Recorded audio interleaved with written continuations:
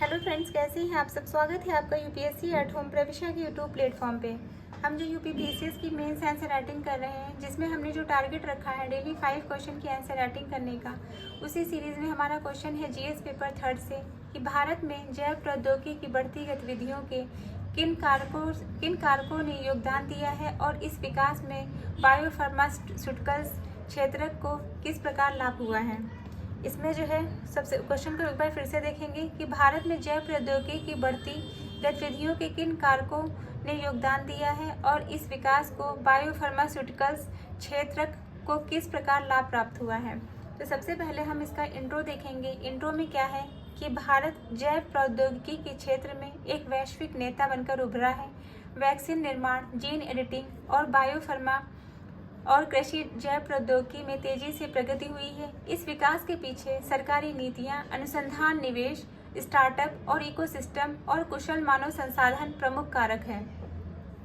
तो ये हमने इंट्रो देख लिया। अब हम क्वेश्चन के जो मेन बॉडी का पार्ट है उसको देखेंगे कि भारत में जैव प्रौद्योगिकी के विकास के प्रमुख कारक कौन से हैं।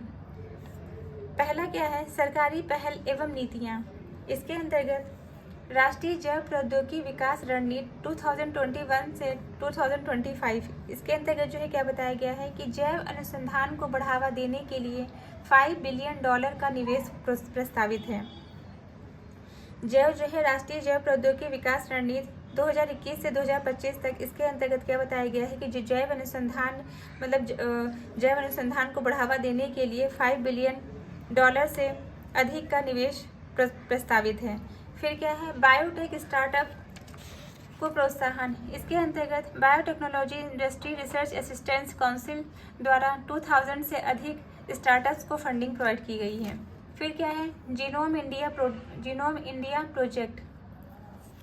इसके अंतर्गत 10,000 भारतीयों के जीनोम सीक्वेंसिंग का लक्ष्य रखा गया है।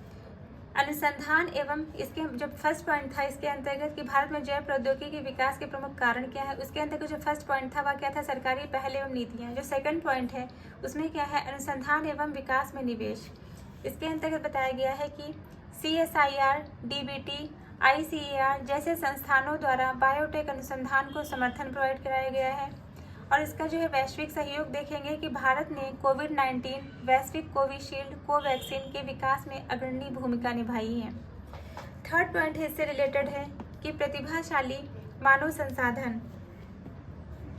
इसके अंतर्गत जो है क्या हुआ है, IITs, एम्स जैसे संस्थानों से प्रतिवर्ष हजारों बायोटेक इंजीनियर्स और वैज्ञानिक निकलते हैं। बायोफार्मास्यूटिकल्स क्षेत्र को लाभ। इसमें क्या है, वैक्सीन एवं दवा निर्माण में वृद्धि। इसमें कोविड-19 महामारी के दौरान भारत में वैक्सीन हब बना।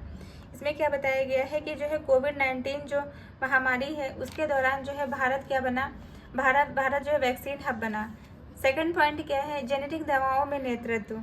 इसके अंतर्गत भारत विश्व का सबसे बड़ा जेनेरिक दवा निर्यातक बना। अमेरिका को 40% दवाएं जो है निर्यात करी। कैंसर, डायबिटीज, HIV जैसी बीमारियों की सस्ती दवाएं उपलब्ध कराना। बायो मैन्युफैक्चरिंग में उन्नति। इसके अंतर्गत प्लाज्मा आधारित थेरेपी। इसके अंतर्गत बताया गया है कि प्लाज्मा आधारित थेरेपी और स्टेम सेल ट्रीटमेंट जैसी तकनीकों का विकास किया गया है। फार्मास्यूटिकल्स क्लस्टर्स जैसे हैदराबाद जीनोम वैली की स्थापना की गई है। नेक्स्ट पॉइंट है वैश्विक बाजार में प्रतिस्पर्धा।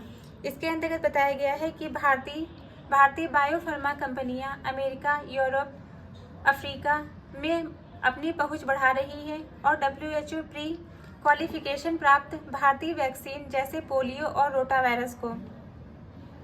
तो ये हमारा जो क्वेश्चन का जो मेन बॉडी का पार्ट था वो कंप्लीट होता है। अब हम इसका कंक्लूजन देंगे कि भारत का जैव प्रौद्योगिकी क्षेत्र फार्मेसी ऑफ द वर्ल्ड से बायोटेक हब बनने की ओर अग्रसर है। सरकारी निजी साझेदारी, अनुसंधान, निवेश और वैश्विक मांग के सहारे भारत 2020 तक